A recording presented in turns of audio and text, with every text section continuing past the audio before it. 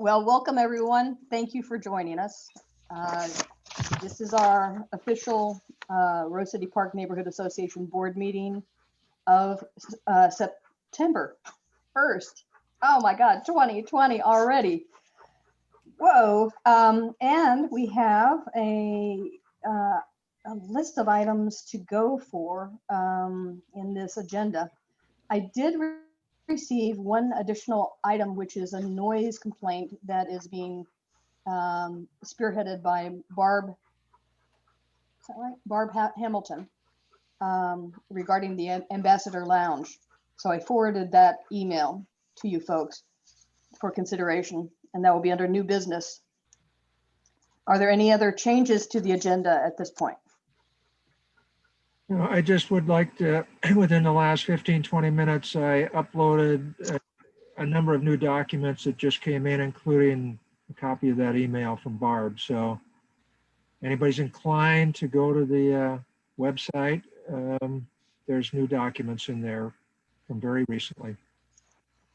Thank you, Ed. Thank you so much, Ed. Hearing no proposed changes beyond the one additional noise ordinance item. One other thing that I did toss out there was an update on the diversity committee. So don't know where we toss that in. Maybe down there where the playground project is, because right now I don't see anyone from the playground project present. Well, it's a committee report. True. We could just identify it as a new committee report. Diversity committee. How about that? Mm-hmm.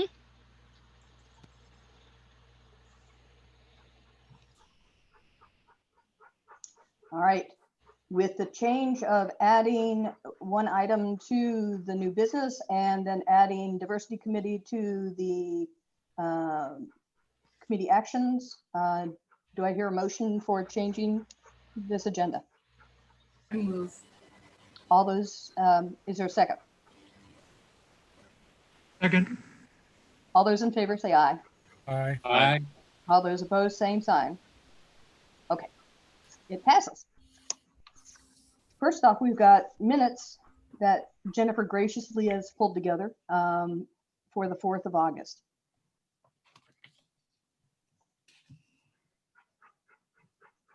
Everyone has read their minutes. Fabulous. She does such a wonderful job. Not quite as good as the land use minutes, but second. So, you just sent an updated draft with a couple of changes, which again, I uploaded, but I will here in a moment, I'll share it with people as soon as I get it up on the screen. Come on, don't be difficult. Yeah, I sent in a few edits just for clarity's sake. The website doesn't seem to be very reactive at the moment. That's because it's heavily burdened with new stuff. No, just kidding. Please open. There we go. And share screen. And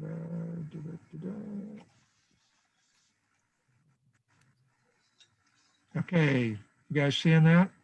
Yes. Okay,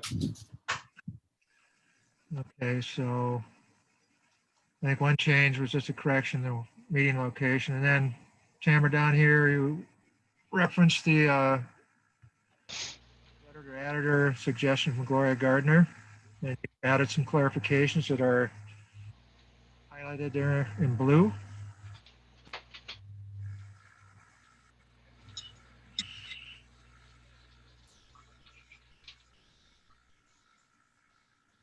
I think that was the extent of it. Okay, do I hear a motion or any changes to this?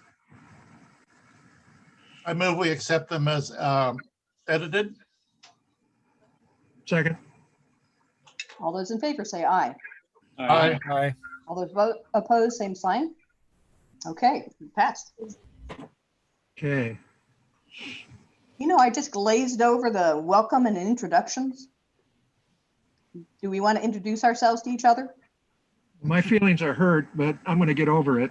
Okay, I thought you might, but I Yeah. just thought I'd let people know Okay. who is there.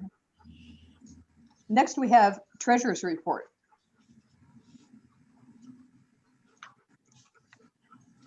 Richard, It's getting, going to pull it up. okay, Working That on is it. correct. There was not much activity. There were no expenses. We sold 2 books. We got 40 cents in interest. Okay, hang on. Barb Hamilton is waiting to come in. And I'm letting her in, and now I'm going to share the screen. Okay, where were I? Did you get the thing from Don Levine? I saw something. What did it say?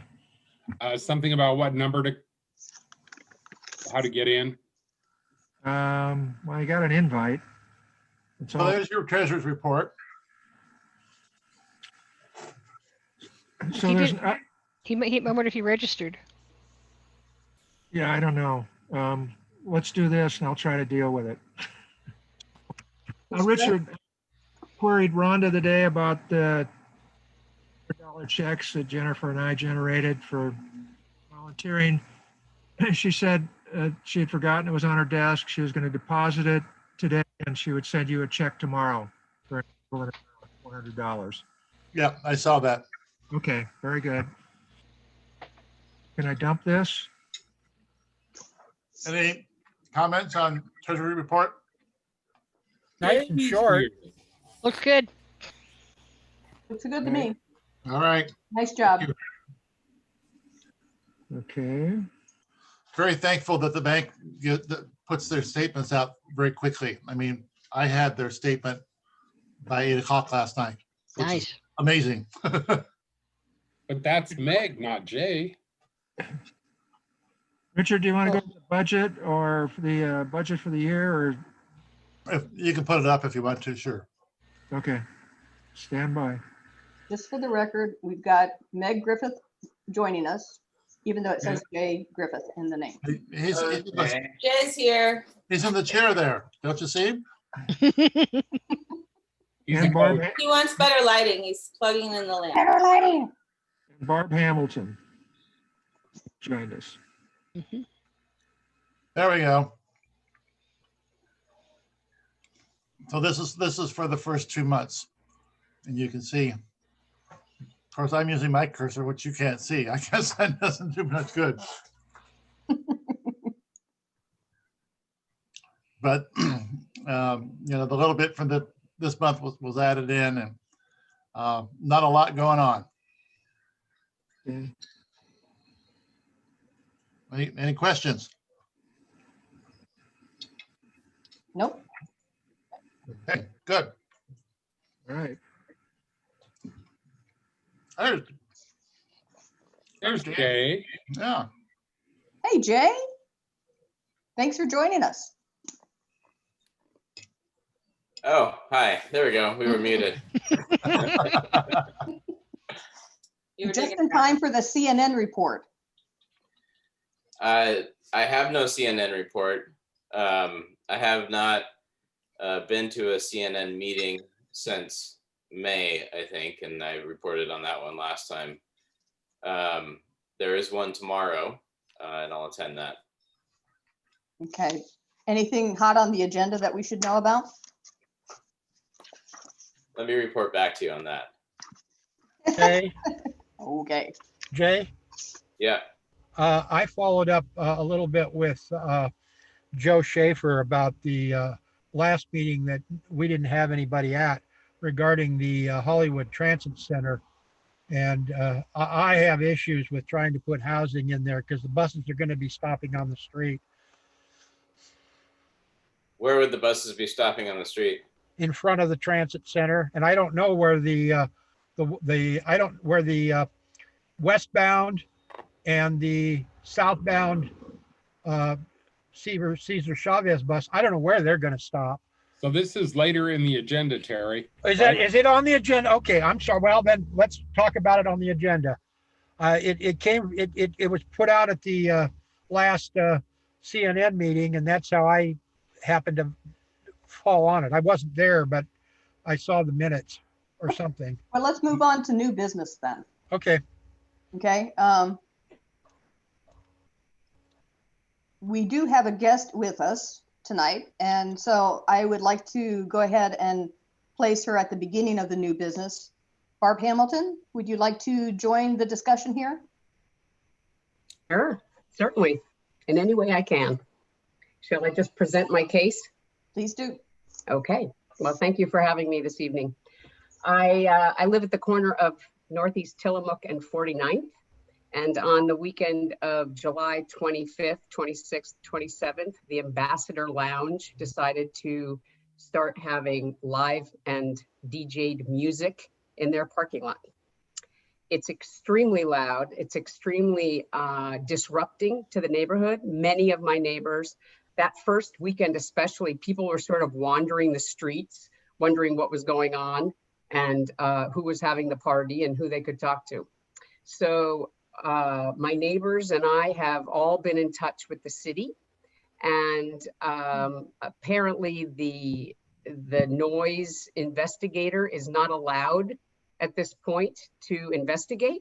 So his name, I have emails from Nicholas Carroll of the from the city noise department. And why are they not allowed to investigate? Well, I will tell you, there's when I asked him, he did in fact, because of numerous people, not just myself, complain to the city. And he did open a case investigation, and they sent him a warning letter on the 3rd is the date I have. The best case scenario, he said, I'm quoting him now, is that they abide by the warning letter, which of course they have not. Not only have they not abided by it, but some days they've even, instead of only running music from 5 until 9 or 6 until 10, they've started at 2 o'clock in the afternoon. It's just incredibly disruptive to having any life of our own on our weekends.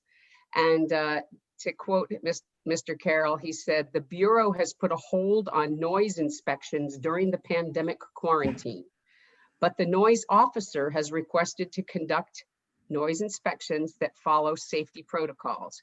If and when the Bureau approves noise inspections, the ambassador will be on the list of locations to visit.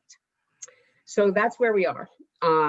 Every weekend, many people call and ask them to turn the music down.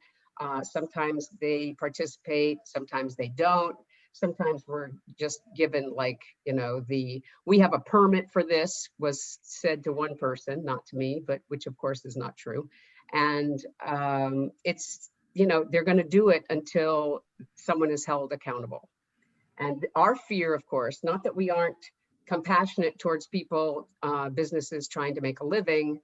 That said, we're trying to live our lives within a pandemic with our own evenings and weekends disrupted, and our own ability to sit on our own porches and be in our back gardens and eat dinner outside negatively affected. So most of us cannot overcome that sound indoors with the windows closed, with the stereo on, or with earplugs, whatever, you can still hear that bass and that drum music, even if you can, you know, shield out the singer or whatever portion you can get away with. So anyway, I have spoken to an attorney about a cease and desist letter. I did speak to him as well. He said the best scenario would probably be a restraining order. But then of course the cost goes up considerably. It's not really something I want to take on privately, that kind of cost. And, you know, the gentleman who owns the Ambassador also has a reputation for being, bless you, for being, well, not a nice person, shall we say. Sorry, I was like fumbling for the right term. Yeah, so we don't really expect him to stop doing this just because the neighbors say, please stop. we've asked him that every weekend, and it continues to go on. So I think last week was week 6, and I'm sure this weekend will continue. So that's my my issue at hand. And I wrote to Tamara and asked her if she thought that the neighborhood association could get behind us. And I know people that live 4 and 5 blocks from the Ambassador who are still overwhelmed by the sound. And I don't know if anybody knows this. I didn't know this. When Mr. Carroll said that they had sent a warning letter, I asked for a clarification. And he said, standard language that we use for similar cases, based on zoning, they are permitted to play music up to 60 decibels at the property line from 7 a.m. to 10 p.m. or 55 decibels after 10 p.m. It says 60 decibels is not very loud. A normal human voice at 3 feet away is typically 63 decibels. So I can assure you that they are far in excess of what the law allows. Barb, have you guys measured the sound level? Well, no, none of us own a meter, but that's what the noise enforcer is supposed to do. Of course, he has to be told he's allowed to, and then he has to show up on some weekend night. It's not, thank God they're not doing it 7 nights a week, but he has to be able to show up on one of the weekend evenings. And so far, either he's not allowed to. Last week he was out, his auto reply said he was out of the office. So he's probably on vacation. So it would be interesting to know what the sound level is. If you have an iPhone, there are at least a few free apps that might help measure, not scientifically, but. Yes, I have looked into them. I just haven't gotten to that yet. Yeah. I wonder if one could be rented, or somebody could, you could hire somebody to do it at a modest cost. Well, Yes. the city noise office, Paul Van Orden, who is in charge of that department, Right. several years ago, there was an issue with Our Lady of Lavang, and he was engaged, and he gave noise measuring devices to neighbors so that they could record on their own. And you might ask Mr. Carroll and maybe mention Mr. Van Orden previously having done this within the neighborhood. And if they could provide those to you, honoring Yes. COVID, and they can't come out. I can ask. I fear that there's no way that we can actually get them from one person to another, but I have looked into downloading one. I'll be glad to ask any of these questions. Well, they may have more confidence in their own devices, which they have given out. And if you do take readings and you can put a time and date stamp on it, just bolstering your case. And well, several neighbors have taken recordings of the evening festivities, and that might be helpful. It's not going to be a reading, but if anybody's ever been at a concert at the Edgefield, it's kind of like that. You're a couple blocks away, but you feel like you should be able to see the band. It's not like that every single night. Some nights are DJs, some nights are live music, and the live music always tends to be louder. Mm-hmm. So Jay and Meg and Richard, do you hear this? I have not, and we're at 51st in Tillamook area. I don't know if it's just because of the fact that the building blocks it, and because if they're in the parking lot, it's going to project over towards Killerberger and in that direction. That's exactly where I live, and I can tell you, I've gone kitty corner. I'm on the corner. I've walked kitty corner across the street to my neighbor. And it's not that she can't hear it, but it is so much less intense just across the street. Wow. And then you walk between my house and my neighbor to the south, and it's like it's amplified, like you're like it's being tunneled right there. Acoustics are an odd thing, and I'm not an expert, but I can tell you that obviously, next door neighbors are experiencing this differently. Yeah. Yeah, I'm sure the apartment building blocks.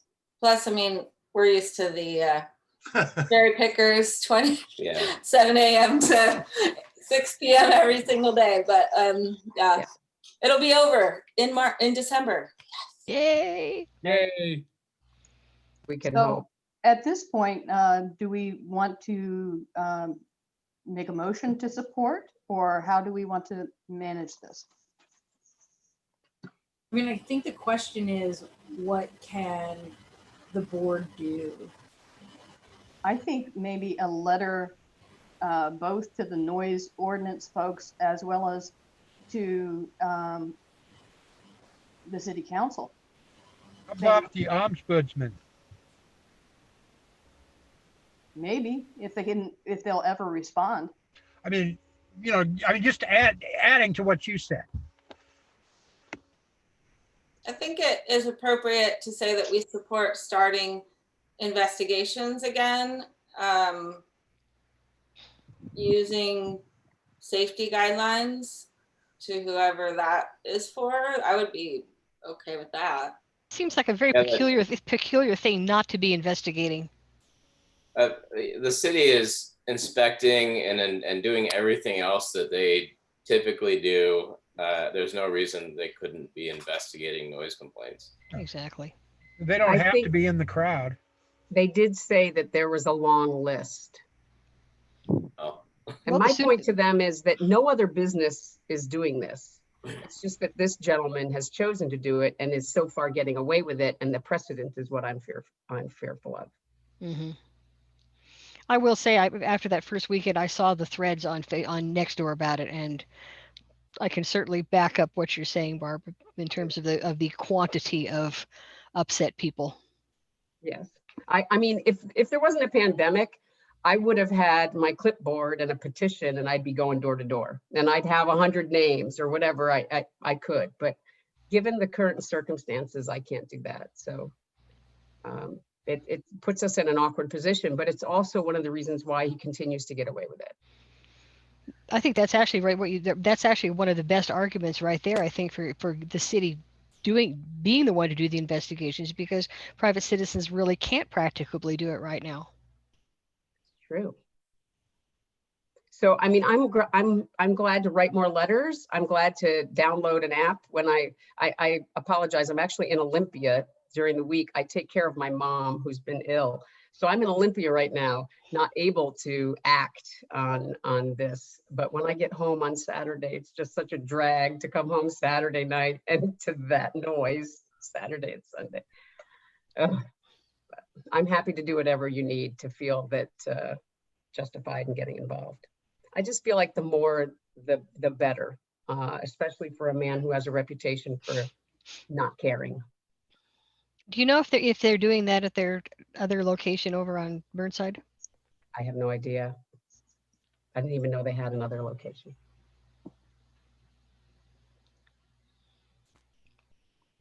Well, I think it might make sense for us to contact the city, because we are a neighborhood association, and that's sort of what we're supposed to be here to do, is to interface.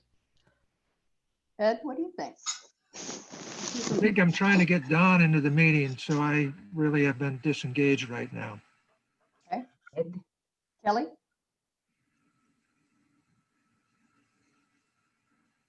It would seem that writing a letter is the minimal that we can do. And I'm not sure that the noise people would read it, but it certainly couldn't hurt. Well, should it go to the noise people as a direction, or to the city council, or whoever's in charge? I think it's Chloe Udaly. There's the problem right there. Well, so a couple of things on that. Barb, you mentioned at the beginning who it was. Who was it that was told, that said that so-and-so said they're not doing inspections right now? Like, what office was that? The gentleman's name is Nicholas Carroll, and I forwarded my initial complaint to, who I sent to. Her name is Catherine Cooch, and Catherine had an out of office message, and so I forwarded it to the gentleman that the email said to forward it to. And Nicholas Carroll is Noise Office Support Specialist 2. With what department? the Office of Community and Civic Life. Of course. Does that not mean anything? Oh, that means a lot. It means a lot. Oh, it does? Okay, Yes. well, I hope that's a good thing. No. Their office no. is fire, so. No, That was the county. Oh, that was the county one. Never mind, not the city one. Yeah, that's Somebody- Floyd U. Daly's department. Bureau, department, whatever, yeah. If you have time up there where you're at, look at the latest Willamette Week. There's an article in about the Office of Community and Civic Life and the issues over the last year. It's Right online. now, in this week's Willamette Week? It's Yes. online. Yes. Online. Well, you'll have to get it online, but I'm sure you can Of do that. course. But, leave it to me to have an issue that coincides with the Willamette Week, Yeah. throwing people, anyway. Barb, do you know if this has gotten any press at all anywhere? I don't. To be honest with you, I'm so preoccupied between trying to maintain a work life and a home life that I'm not even tracking Nextdoor on this issue. We're a month away. Thought here, we're a month away, but I wonder if we ought to contact the Star about it. I mean, obviously it won't be in the issue that just came out, but it might be in the issue that comes out the end of September, 1st of October. At least a letter to the editor. Yeah, exactly. I can also try to contact KATU, who interviewed me regarding the residential infill project. I actually thought about calling that Kyle guy, that I don't even know what channel that is. But I just thought with all that's going on in Portland. I would love for this, a TV to show up, recorder show up and then catch it from your house and walk to the site and just like it's blasting. And Yeah. I actually thought about organizing a group of picketers that would stand on his sidewalk on Saturday and Sunday evenings and get people to honk their horns. I was trying to come up with whatever I could to disrupt this. Yeah, but that's a good idea. Kyle lives adjacent to Rose City Park in Laurelhurst, so he might have an interest. Okay, so Yeah. I should call Kyle. Kyle Iboshi. Mm-hmm. Channel That's 8. his Went tagline, to right? school at Laurelhurst with my kids, so. And he is, Channel 8. Channel right, 8, okay. Okay, it's, yeah, if you can get the media out there, I think that's a good deal. I want to be there then. Yeah. I've never actually Okay. been there. I hear their food is terrible. The service is. They are is it? getting reviews online too, so that's another way is go in there and leave a review. When I open Yelp. the reviews, that's what the Absolutely. first one is about, is the noise complaints. you get the neighbors to do negative reviews as well. Yelp is a very good tool for those who are aggrieved. In fact, my I know. angry diatribe about the person who wrecked my basement went on Yelp, and then he coughed up $14,000. So, Wow, that's a lot of bad Yelp reviews. well, apparently it means something to most businesses. Yeah. Okay. And so do you want me to check back in with you, or do you think you will write a letter? What can we, I just think it's nice if I call Kyle and, and whatever I do, whatever conversations I continue to have with my neighbors, I can tell them what kind of support we're getting from different directions. Do I hear a motion for anything? Kelly? I'll make a motion that we contact the city council, the noise, and the ombudsman, and any media that we can, and just go full board on all of it about this. Maybe by the time I get home Saturday night, it'll be like pulled the plug. I doubt it. And if someone wants to amend that, that's fine too. Well, I think that, if we're going to write a letter, we need to have some good background to go in it. So I'm not sure that we have enough information to just go right ahead with that right now. excuse me, or do we need to wait until we've tried to get a decibel reading or something like that and go from there? Tamara has the copy of the letters that I sent to Nicholas and his responses about what decibel levels are allowed. She already has that. And I'll be glad to download something. I'm not very good at this, but I'll do it. And I'll walk over there. They will know. My friends, that the neighbors who have been walking over there, they're completely aware of the people who are trolling, that are negative Nellies, you know, because the guys out there sort of, oh, there's a barricade and you can't get on the site. So, but I will take my little decibel, whatever I can download on an iPhone 11, I'll do it. Yeah, just make sure, you know, you do it at the property line, like it says, and maybe document that. You know, as much evidence as we can have to show that that's what we see. We'd like you to enforce what's on the books for noise. Yes. You should do it at your property as well. I'm sorry? You should do it at your property as well. So like the reading at the property line for the ambassador, as well as at your own property. Of course, that's great. And I think as your time allows, even other locations, like you were talking about the acoustic anomalies. Yes. It'll be interesting to see the difference on one side of my house that I'm on a corner. So the street side versus that tunnel between me and my neighbor, where it got considerably louder. Well, So, yes, I'll be glad. Once I have the app, I'll take things all over the place. Yeah. And I wonder if you would get different acoustics even on their different border, you know, their different sides. Well, I need to speak. Oh, please do. do. Okay. It would be nice to make sure that we have measurements. And so when you do that, if you can locate the measurement of where you are at your house property line to the other site using Portland maps. Okay. Okay. Okay, so now if we get the decibel information, then I can forward our complaint to the city council. Yay. Tom Swedman and the noise committee. Noise compliance, whatever, yeah. Yeah, there's a noise board, and there's also the noise bureau. Do you know who the woman who was forwarding, what was her name? Catherine Cooch? Do we know who she is?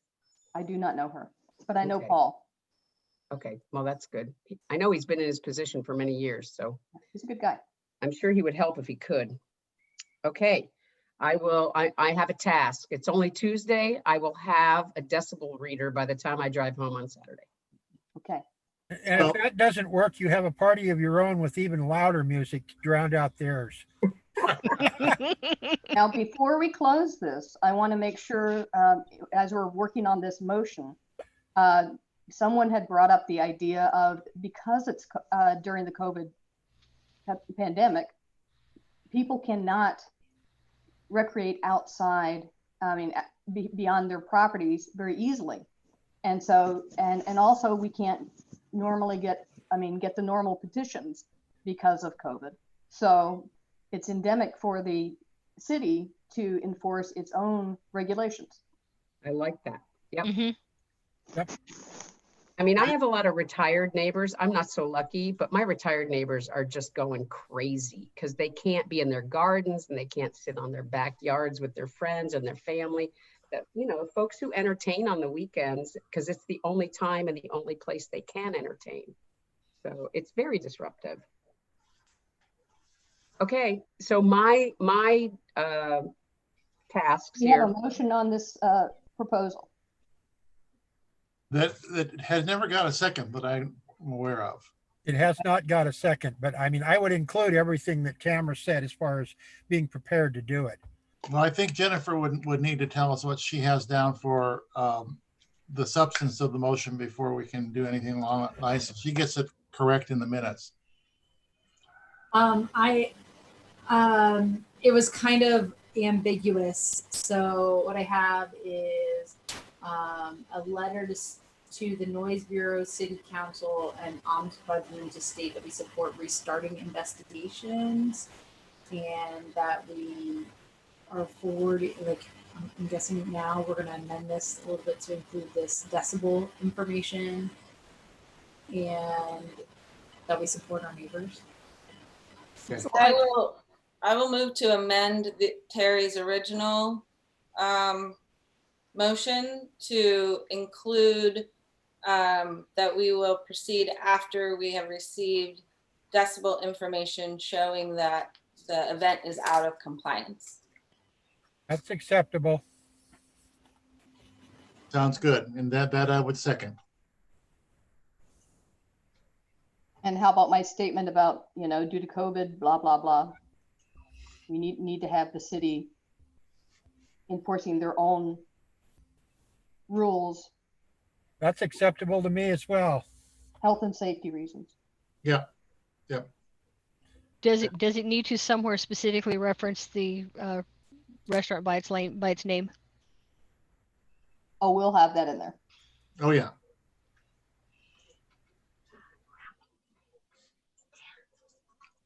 Okay, we got a motion, second. All those in favor say aye. Aye. Aye. All those opposed, same sign. Okay, motion passes. Good luck, Barb. Keep us informed. Thank you, Yeah. Barb. Thank you. I Barb. will. Tamara, I'm just going to send it to you. Yes, please do. Groovy. Thank you, guys. All I right, appreciate thank your you. help. Good Have a luck. great night. Take care. Bye. Thank you. Ed has a concerned look on his face. Oh, I had to mute on. I abstained from that vote because I've been engaged with Don, still trying to get him into the meeting. So Okay. just for the record, I abstained. All right. Okay. All right, we're moving on. There's a. Oh, can we, sorry, Tamara. I have the agenda for tomorrow's CNN in front of me now. Okay. And the main presentation will be on the Green New Deal. Unfortunately, so they'll have Green New Deal Representative Mark Dorenzno, probably butchering that, which doesn't make any, isn't someone that I am aware of, but that's sort of the main topic for tomorrow besides the regular normalities. Do you know anything about what the Green New Deal is about? It'll be new to me. Well, there's one in the US Congress, but are we talking that one? Or are we talking something that the state's going to do or what? Guess we'll find out tomorrow, Terry. Go to the meeting tomorrow. Yeah. Okay. And I think I sent meeting information, forwarded an email from Allison to the board. If you don't have it and want to attend, please email me and let me know. I'd be happy to send you whatever you need to get online. I saw a copy of it. Okay. Okay, thank you so much. Yeah. Moving ahead to the next item, we've got a proposed September 15th Zoom meeting for the anti-racism discussion circle. I sent you guys a copy of kind of a summary of what happened at that meeting that did take place. The initial meeting took place on the 13th of August. And those who were able to make it were kind of overwhelmed by the topic and wanted to step back and do more self-education before we step into trying to fix something. Okay, so that's where the first step is going to be a reading circle, and I'm going to be editing an article that Lynn has already started for an email, actually for a September newsletter. That's just a one-pager that will be going out within the next week or so to announce that and invite the members of the public to join us. The top two items that we identified for review by us individuals and then discussion at this meeting would be the City of Portland historical context of racist planning. So that's the email, the link that I had already put into the newsletter. And the other one was a workbook that was raised by Sherry Gorman during the discussion, and it's called White Fragility. What is so hard for white people to talk? Why is it so hard for white people to talk about racism? And that's an insightful book that asks certain questions, and then we as individuals fill it out. And those are going to be topical questions that we will cover at that meeting, likely. So, any questions on that? I just want to say that I think that the summary Tamara put together is superb. Okay. Well, it's very quick and dirty, so to speak, and it also includes a very lengthy list that Andre Tremblay had sent to me. So she's got a lot of resources, and she has all the links added. And we're going to be putting the reading list on the website as a Google document for people to access those documents or any of this material. So additionally to that, I think I saw him sent a draft addressing, it had the letter, the masthead of the newsletter. Put that up on the website, on the Facebook page, send an email to our MailChimp group, and also on Nextdoor announcement on the 15th. Ed, you saying you already did or you're intending to? I'm intending to. Okay. Yeah. The draft newsletter that I put together is definitely not in final, but Tam and I need to work on that, on the diversity article. Yeah. And then Not to worry, I'm not jumping the gun. right, but we'll have. I hope to have it within the next few days, sometime this week, so people have as much time as possible to be prepared if they want to attend that. Hey, thank you. So one thing that all of the resources, they can be daunting. When I look at them, I feel like I've got a heavy weight pressing me down. Maybe focus on number 1 and 2 here. This is going to be the basic material. Right. Meeting, and then note that these are other resources if they're so inclined. Yes, I can amend that. I thought they had to be familiar with all of this stuff before No. the meeting. You know, it would be daunting. Yeah. We could also, Tamara, use tiny URLs instead of those long ones. Yeah. Okay. Good. Good editing.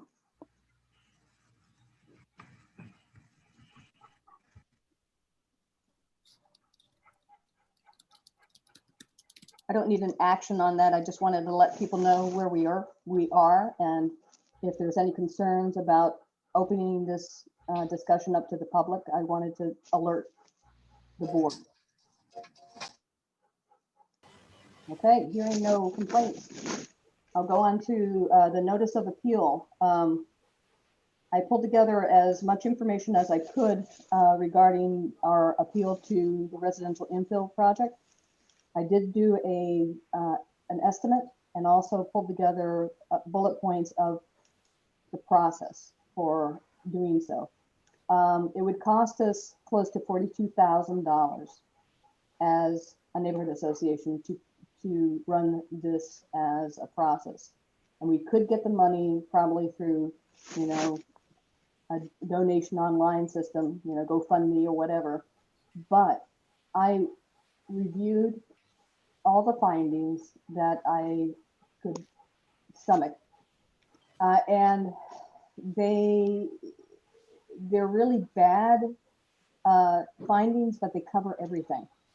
And what I mean by bad findings is, for instance, they stated that the projected population that would be affected, or projected growth in population based on this would not change compared to what they had in the comprehensive plan, which was 23,000 out of the 125,000 estimated for the year 2035.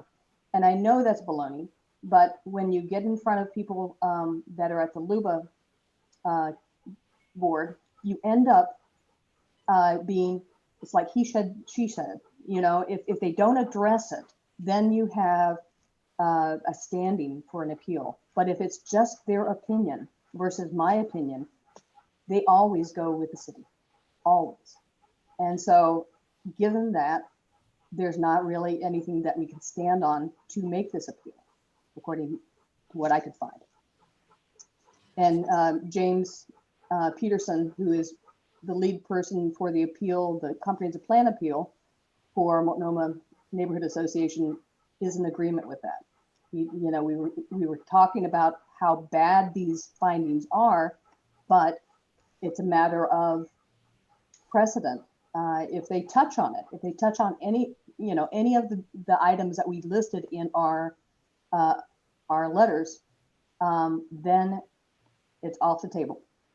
And they touched on everything that I could find.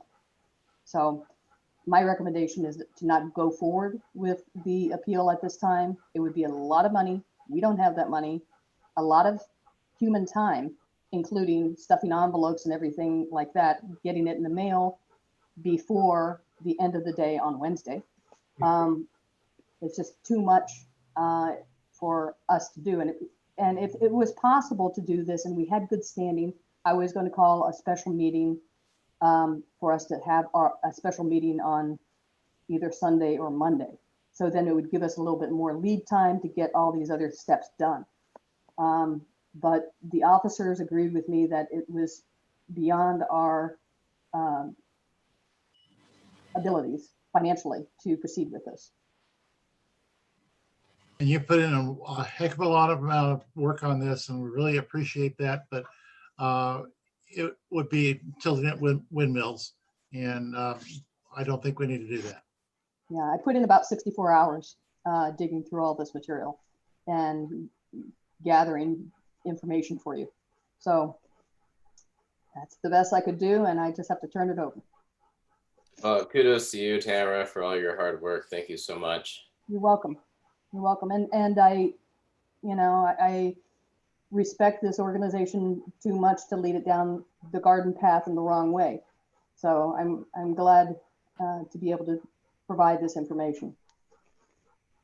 So Tamara, the Multnomah Neighborhood Association had hired attorneys and spent a lot of money.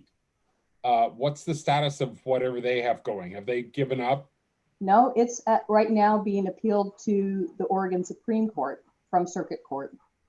And right now they've spent $123,000 to date. And most of that money came from outside of the neighborhood, but it's all with GoFundMe, you know. And so that's, you know, that's where it could go. Tamara, I also appreciate the work that you put in on this on behalf of the association. I was wondering if the final appeals are unsuccessful and this goes into play, is there a way that the neighborhood association can interact with developers any more than is already in the RIP concerning specific concerns with infrastructures or things when they're designing specific projects to work with them in the planning process? No, as far as I know, we've got a limitation of 10,000 square foot before the neighborhood associations are supposed to be involved in any residential review. And that was something that was put into play about 9 months ago. So we are kind of stuck. The only thing that is possible is if we get a lot of things happening that are horrible, which I anticipate will happen in the Roseway area, because that is largely skinny lots up in there with lots of demolitions. You know, once that starts happening and folks get displaced from Southeast Portland, which is going to be another thing, there will be hopefully watchful eyes that bring this back up to the city council and ask for a stay of implementation, and then maybe further review before it proceeds. Am I So- right that what RIP says is they can do a lot of these things that we don't like by right now? Yep. Yeah. And we would get notices of demolitions, and that's about it, right? That's about it. And we don't always get those either. So that's something to watch, and that's for each of you to keep an eye out and help us keep stand on what is happening in our neighborhood so we can track it in the land use committee. So if you see something in our neighborhood happening, and just check with me or Kelly to find out if we are aware of it, so we can keep track of it.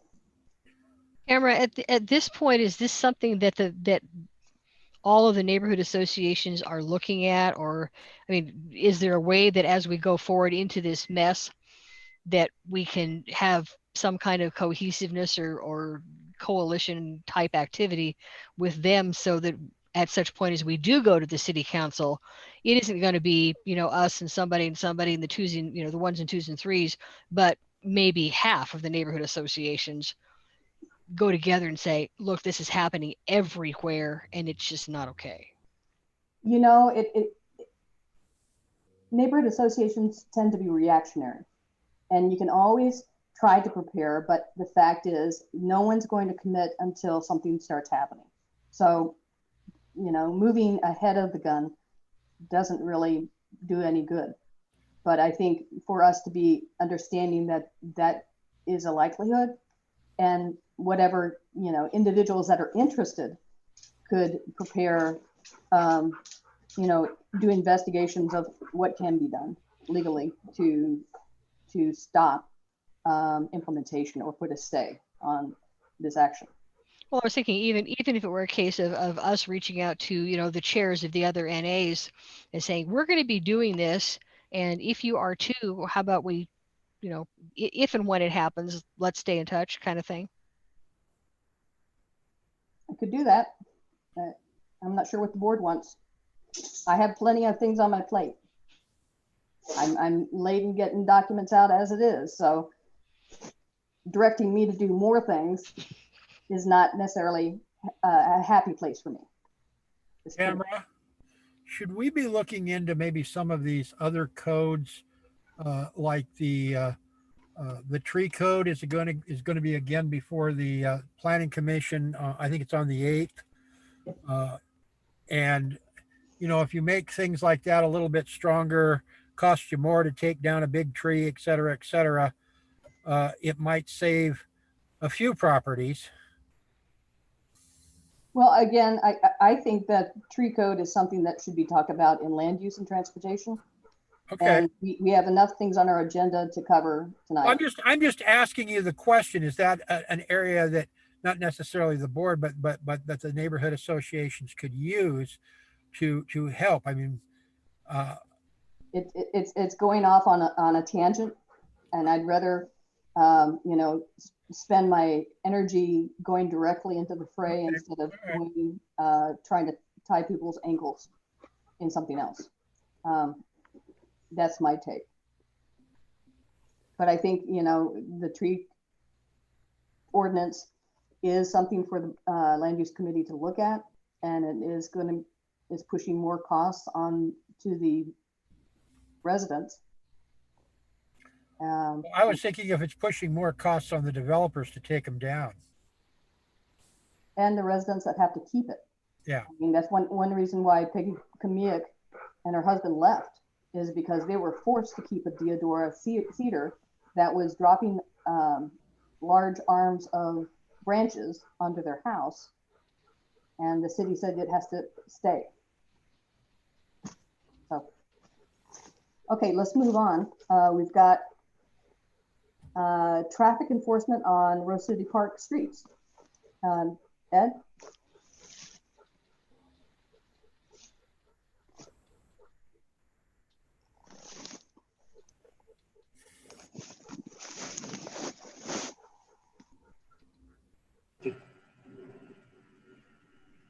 Where are we at? Okay.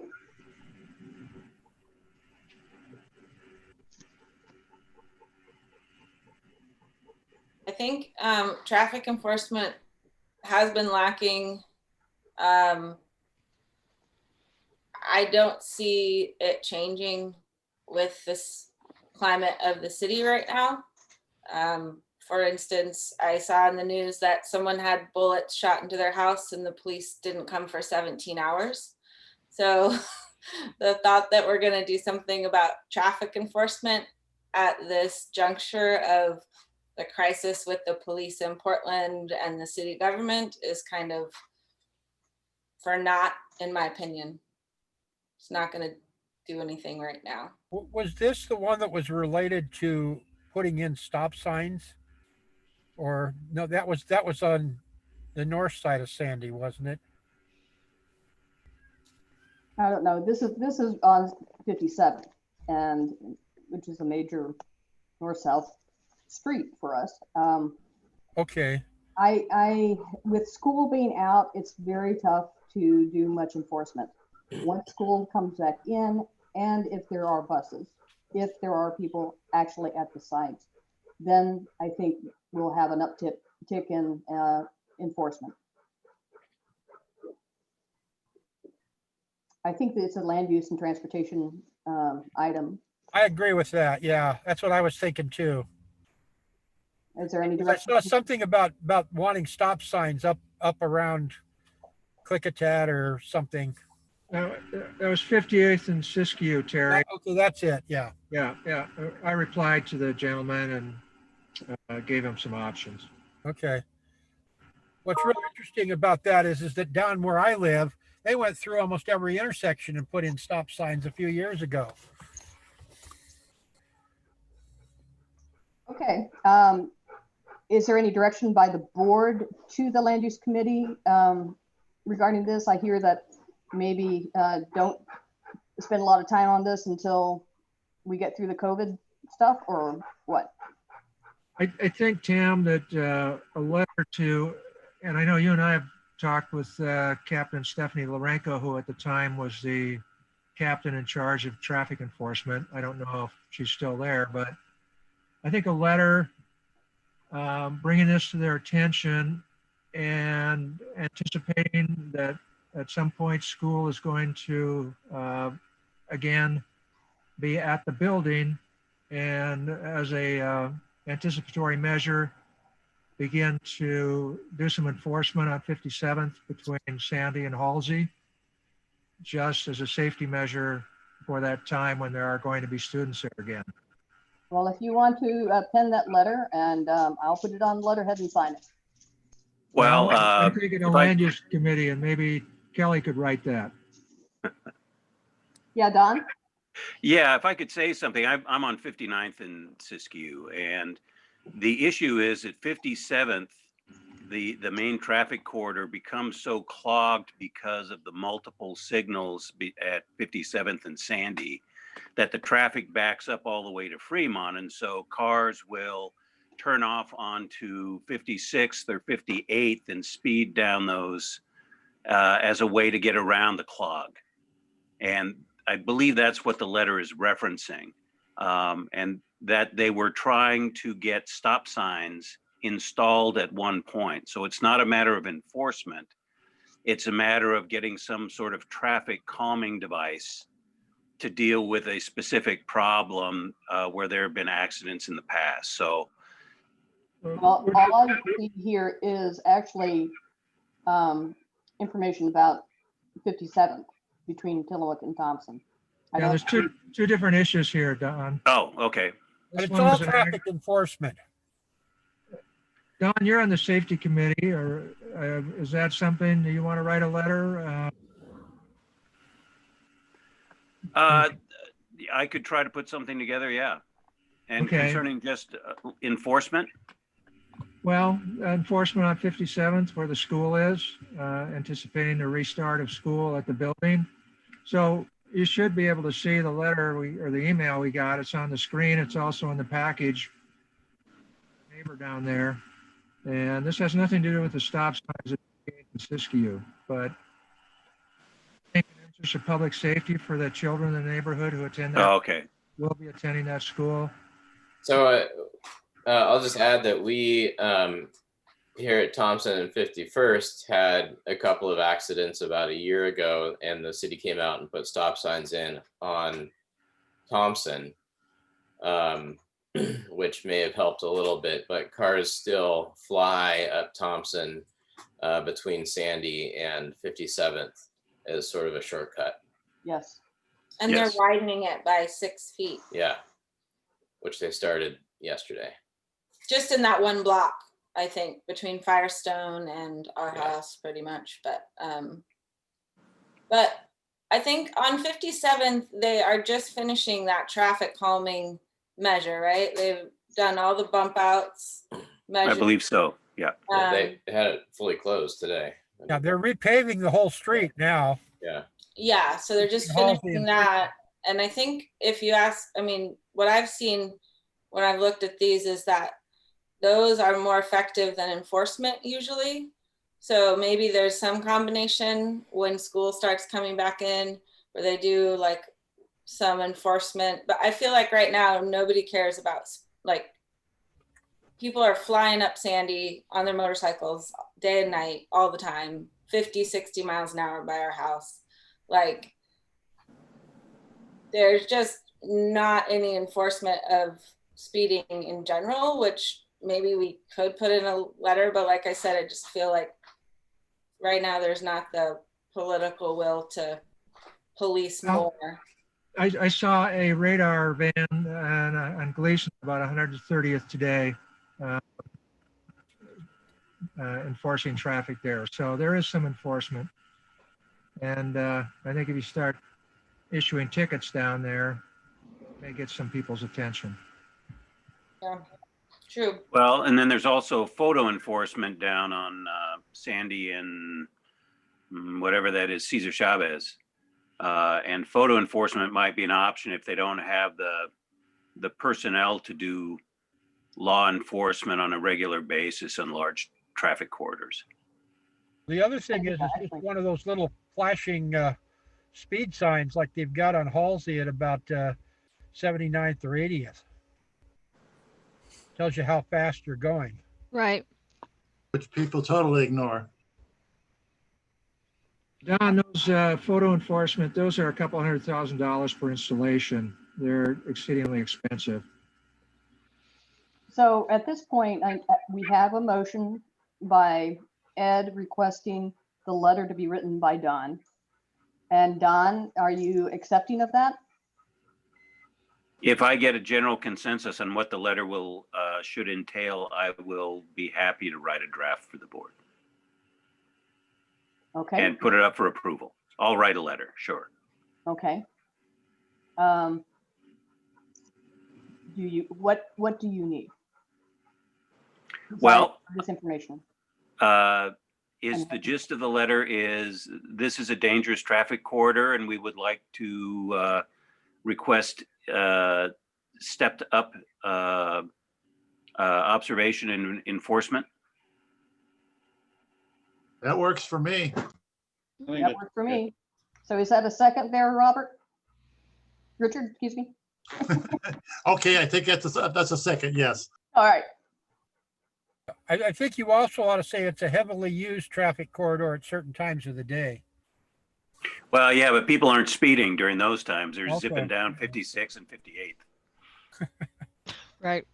okay, we got a motion and a second. All those in favor, say aye. Aye. 1 second. Who are we writing the letter to? Pivot? Peabody, I would assume, yeah. Traffic enforcement, Portland Police Bureau Traffic Enforcement. PBOT doesn't do traffic enforcement. Captain Stephanie Lorenko Don, I can provide the information that we have, and if she's still in that position, she is very sympathetic to our situation regarding the bike, 60s bikeway, but may not be there, but that's the direction to go as the captain of the Traffic Enforcement Division. Okay, if you provide me with that information, Ed, I will first verify it to make sure she's still there and or find out who's there and get a letter written. I'll do that. Okay, so we have a motion, a clarification, a second and then a clarification. Is everybody who made the motion good with this clarification? Okay, all those in favor, say aye. Aye. Aye. All those opposed, same sign. Motion passes. Okay, thank you, Don. Don, that information is in the package up on the public documents. It's got Captain Lorenko's phone number and address, etc. It's up there posted. Okay, Okay, we're running about 11 minutes behind. We have the October general membership meeting to talk about. And Terry's gone dark. I'm here, though. He's there in spirit. You see his glowing I eyes. just want to run my battery down by turning some lights on. Okay, thank you, Terry. We had several people reaching out to principals and directors of different schools to see if we would have them speak on behalf of what's going on with their schools and as things get launched for the new school season. I have not heard anything back from Elaine Harrison with Head Start, and I don't think anyone else has heard anything back. To be fair, I just learned this afternoon that we have class login at 9 o'clock tomorrow morning. So, yeah. Whoa. Okay. To be fair, I still have to go finish up notifying my students that they need to be there tomorrow after this.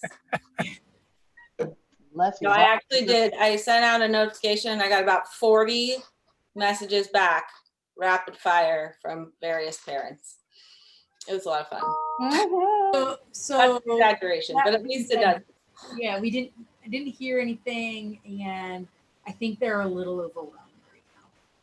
And we do know that the buildings are not going to be open till at least November 4th, and that is very optimistic. So nothing's happening before October in any of the school buildings. Okay. The other topic that was brought up was possible getting two sides of the election or two sides of the ballot measures that are coming up. And we do have Chloe Udaly against Mingus Maps. We also have a school bond. We have a number of other things. Ed, I think you had Metro. Oh, yes. Parks. Metro is looking for transportation money. Parks. Parks Park looking for money. City. There's some sort of a preschool thing or something out there. Oh, yeah. Universal preschool is on the ballot. Yep. Proposed by Multnomah County. Okay, some hot topics. So we Yeah, have a short period of time to get this organized. And it will all be done on Zoom. Say what? It will all be done on Zoom. And all be done on Zoom. what were you saying about the time to get this organized? I always say in a very short time if we're going to get a newsletter out, Correct. a hard copy newsletter. Lynn's gonna say tomorrow. No, I'm getting ahead of myself, but the deadline for articles for the October issue is September 10. That's in 9 days. And please don't wait till the last minute. Okay. And don't be shy about sending stuff if you think it's, it doesn't have to be just committee reports. Anything that comes to mind is welcome to be suggested.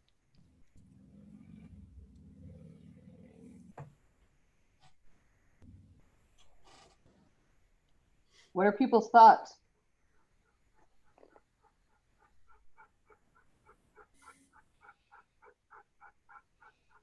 That's a lot. That's, A that's round my of first fun. thought, that's a Yeah, lot. I'm looking at these ballot measures and I'm thinking to get somebody from both sides is going to be not that easy.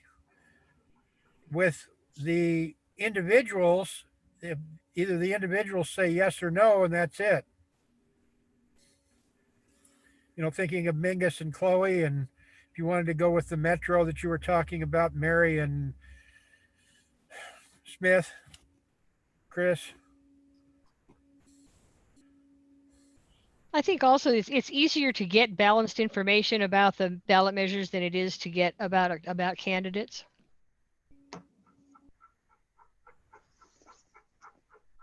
Well, I don't think we can do all of them because we would run out of time. So we would Right. need to select which ones would be most important to our constituents, to our neighborhood. So, you know, what are we going to pick and choose? Obviously Riverdale, we don't really have anything involved in that, but we got in the Troutdale one. So we've got a lot of possibilities there. Well, transportation, the Metro one's a business tax. The Parks Bureau is going to be on your property taxes. I'm not sure where the preschool one's going to be. The bond measure, the school bond measure, PPS is going to be on your property taxes. So what if we each picked a ballot measure or a candidate and then seek and destroy? So seeing if we could get a person to talk about it at the neighborhood association meeting on a Zoom call. And I will take Mingus and Chloe. Say again, Terry? I'm willing to talk to Mingus Maps. I've had, you know, I kind of keep in touch with him, not every week or anything, but you know, every 3 or 4 weeks I talk to him. Well, I'm good friends with him as well. And I'd like to take the lead on that one. Okay. So Okay. you have Chloe and Mingus? Yep. I'll take Portland Schools, Who's this? Meg? Meg. And I know this one pretty well, so. All right. Who wants to take Parks? I'll take. Well, Joe should take Parks. so to be clear, are we taking a measure or a set of candidates and essentially reviewing the voters pamphlet to come up with pros and cons for each and doing a synopsis? Is that what we're trying to do at the general meeting? No, we're trying to get some people to come in and talk to us on the pro side and the con side about each of them. So we're not going to do a synopsis. We're going to ask folks to come and present their case in a limited amount of time. And it might be difficult to get a con issue. We can certainly get Multnomah County and the city of Portland and Portland School District to talk about the measures. I'm not sure that we can get an organized con. That's what I'm wondering. I'm thinking that same exact thing. But we need to make the effort. Absolutely. Well, my only concern is if we can get one side who's willing to present and nobody on the other side, do we just leave that side blank, or do we present the argument from the voters pamphlet, or do we just leave it alone? Because it seems like if we want to present fair and balanced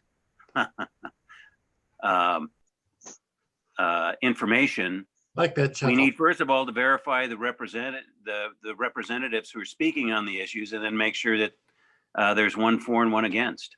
When is the voters pamphlet out?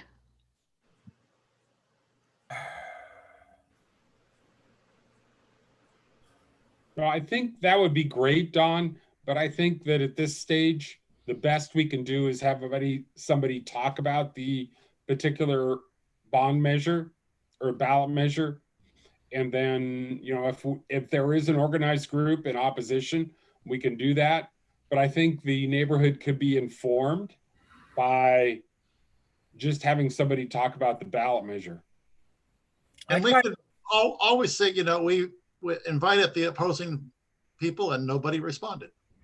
No, you can't, you can lead the horse to the water. Can't make it drink. The two people that I can think of at the moment that would be opposed to maybe some of these is John Charles at the whatever you call it, and the other guy that's there that's from Lorehurst. Can't think of his name right off the top of my head. Fruits. Fruits, yeah. Those are the two that I can think of that might be opposed to some of this, but I don't know what.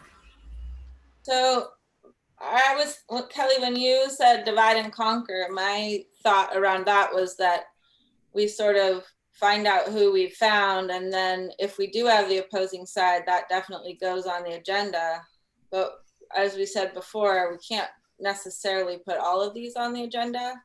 So it's kind of like, okay, who did we find with pretty good people on both sides? Focus mostly on those and maybe do a, like, I don't know.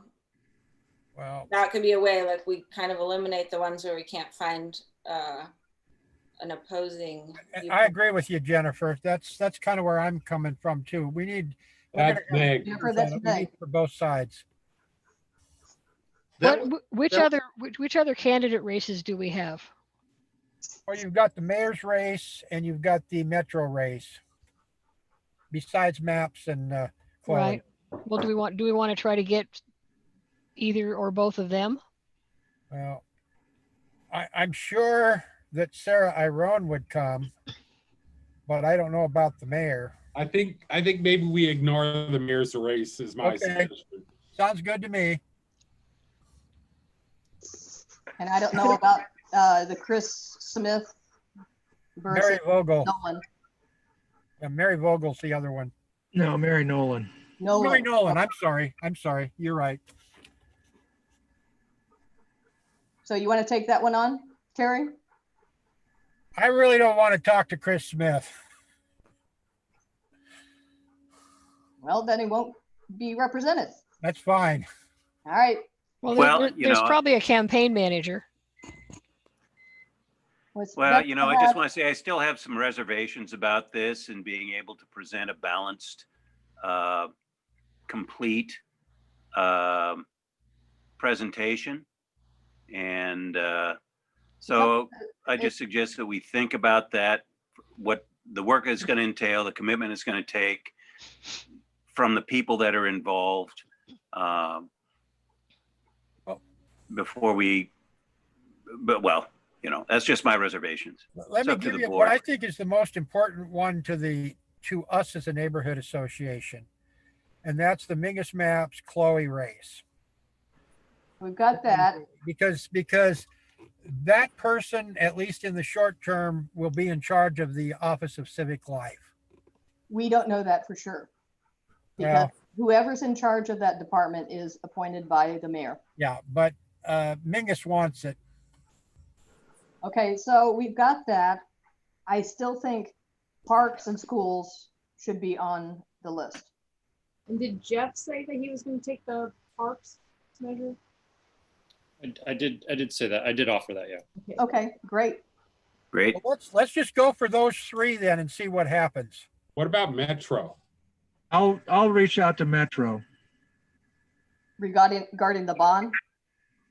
regarding the bond and, no, I'll reach out to the candidates, Mary Nolan and Chris Smith. Okay. You think that's more important than the bond?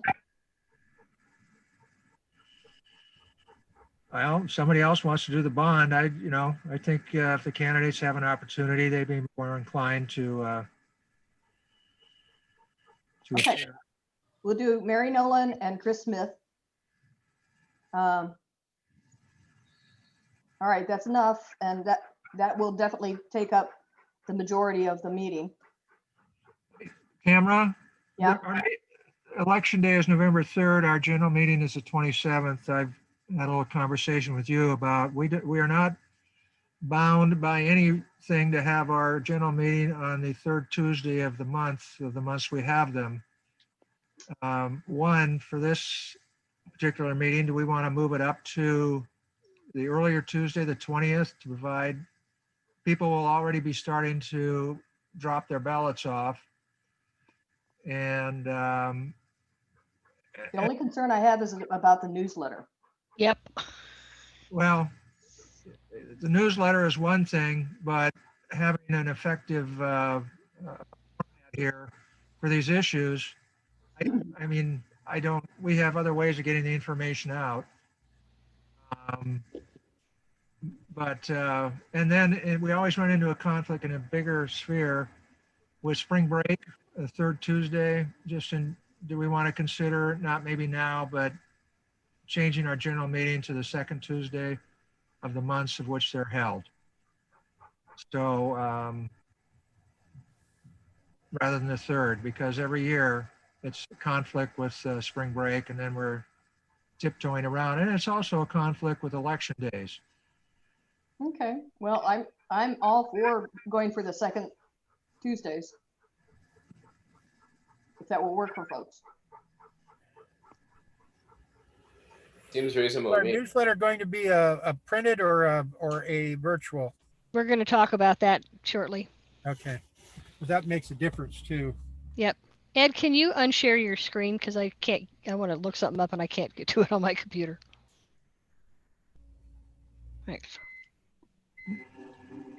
Okay, so if I understand it, we've got Mingus and Chloe. We've got Parks, and Jeff is taking care of that. I'm taking care of the Mingus and Chloe. Meg is taking on the schools, pro and con, and Ed is taking on Mary Nolan and Chris Smith. Now, the goal here is we have to have commitment by the 9th. So we can go into our newsletter. We can make a very broad agenda, but the idea here is we need to have, some response from each of you by the 9th. I think if possible, we should try to have it sooner so that in the event that we need to revisit something, we can. Yeah, the sooner the better. The only thing I would double check on, or I will double check for on the date, is that if it coincides with like the school board meeting or something like that, it might be harder to get someone, but right, I'll check that. Okay. Yeah, please, Meg, please do that quickly, because if we're going to try and get commitments from these other people, we need to have a date, either it's the 20th of October or the 27th.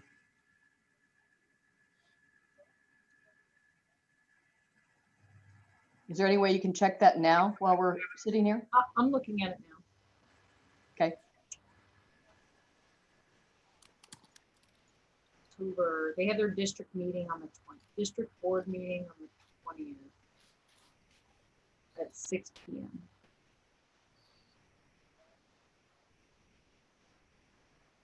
Okay, we're running late, folks. It's already 8:30, and we I'm haven't going to got be to the out of committee. battery if we run over. Yeah, we haven't got to the committee reports yet. Why don't we just go ahead with committee reports, and then if you get the information, we can. I have information. Okay. The district board meeting is on October 20th at 6 p.m. Okay. So the 20th is even better. No, it's on the 20th. On the 20th. Yeah. I think I said the 28th. Eh. Well, that blows that. Could it be not Tuesday? It's fine if it's a Wednesday. I don't care. Churches aren't meeting. I don't have choir, so would it be Yeah, we're okay not- to have it on the 21st? Yeah, we're not bound by anything, the day or the date or the week.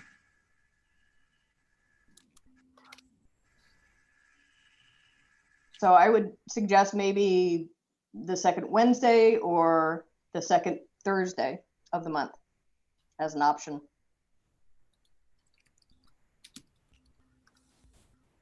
So in this case, so would we want to do it the 21st, which is actually the third Wednesday? Because we still do need that time for the publishing of the Yeah, the newsletter. third Wednesday falls on our land use committee meeting.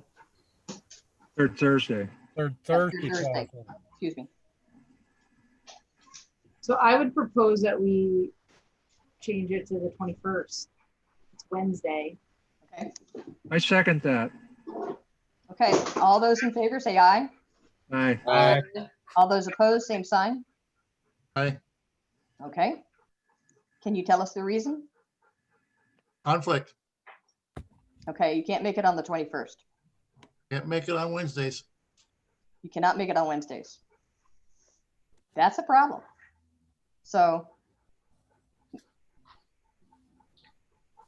Well, there's the next day. Well, Yeah, Fine, Thursdays are fine. land use meeting. Yeah, but so I just, not to diminish Richard's value, but if Richard's not there and we're having a general meeting and we're having candidates and measure proponents and opponents, is there a reason we can't have it on Wednesday and with Richard missing? Can I say something here for a second? Could we table this vote until after we've talked about the newsletter? Because I think we definitely need to look at the timing if we're talking about making the meeting earlier and getting a newsletter out timely. okay, I'm good with tabling it. This decision. I'll second. Okay.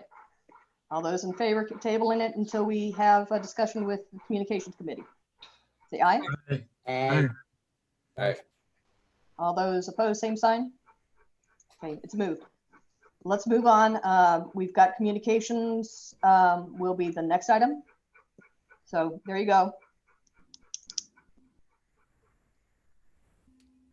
Lynn, you got the floor. I thought Ed was doing it. Well, let's just start with this topic. The schedule that we adopted for the newsletter deadlines some months ago has the deadline right now for being September 10th, and making it any earlier than that would really be a burden on just about everybody. The turnaround time that we need to get the copy finalized and then to get it approved by the board, the committees, so forth, and then get it to the printer. I mean, those times are what they are, and trying to shorten them has been a problem, and we do not want to do that again if we can possibly avoid it. Sometimes the printer has been able to do things in 5 days, but our window with him is 5 to 7 days to get the turnaround done. And then we have Helene's schedule, which she was pretty adamant about wanting to stick to. So right now, we might be able to get the newsletter out like a half a week earlier, but I think that's about it. And that cuts then to the time, how much notice that people have before the meeting. So I think making the meeting a full week earlier is a real stress if we're going to do a hard copy newsletter. If we're doing a digital newsletter, it doesn't matter. Can I bring something up? For the last general meeting, we only had a digital newsletter. So couldn't we publish the digital newsletter and use that as our official notice? I missed the end of what you said. Couldn't we use the digital newsletter, which is going to go out, the same day that it could go to the printer, as the official notice if we're concerned about the public having enough notice before our meeting, just like we've done for we could certainly do that, but still trying to get a hard copy out to the people who, the 3/4 of our residents who don't get online stuff in a timely fashion is going to be cutting it really, really tight. Can we do a modified hard copy that essentially has the chair's corner and information about the general meeting and maybe a couple other things, and then have a more robust online letter that you can reference, or digital newsletter that you can reference in the hard copy? That would seem to facilitate getting something to the printer that doesn't have all of the content that can be going into, I know it's a little extra work, but it would go into a digital letter. Well, digitally, you've got much more flexibility, Lynn. Oh, I do. I have much more flexibility. Yeah. But if we're talking about modifying, if I'm hearing you correctly, I'm hearing you talking about wanting to modify the hard copy. Is that correct? Well, what I saw, what you submitted the draft for the, I think it was inclusivity thing, was a masthead and maybe a articles. You submitted that draft to Tamara today, and I'm Right. That was Something similar. that was to go out this week in digital Mhm. form only, not in hard copy. Right. And so if you do create something similar to that, that doesn't require all the layout and all of the input by the committee people and article, just a hard copy and then a reference to a more robust, with all of the normal features, digital newsletter, I could see meeting the publishing of the hard copy deadline because there's a lot less work to do. Okay, if you're talking about making a a 2 or 4 page hard copy, it's Mhm. I'd have to talk to the printer about his facility in doing that. I think we might be able to do a 4 page, but I'd have to check with him. Because one of the issues about changing the newsletter before has been his setup and what he is capable of doing in terms of the number of pages. I can check with him tomorrow and find out, but I can't do it tonight. Yeah. One other Well- item, just to add to the conversation here, the land use meeting is scheduled for the 17th of September, not the 24th. So there's Oh. not a conflict with the 24th.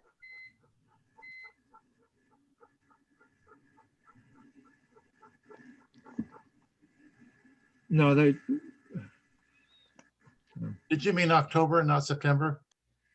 Ooh, Yeah, it's the 15th.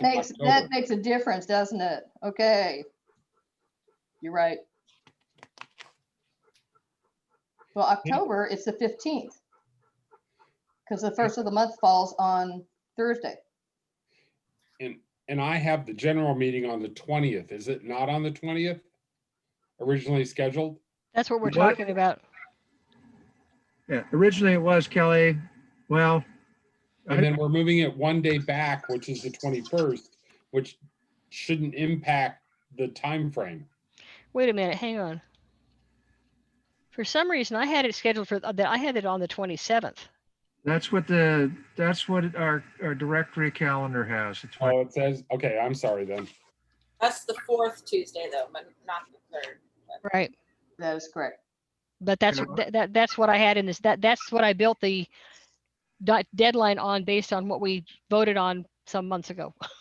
Okay, sorry.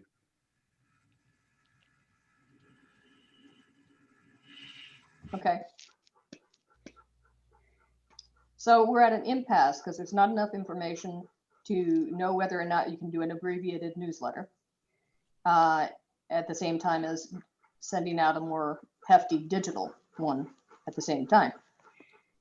So Yeah. I mean, if I'm going to do the hefty one, I can do it digitally as easily as I can do it.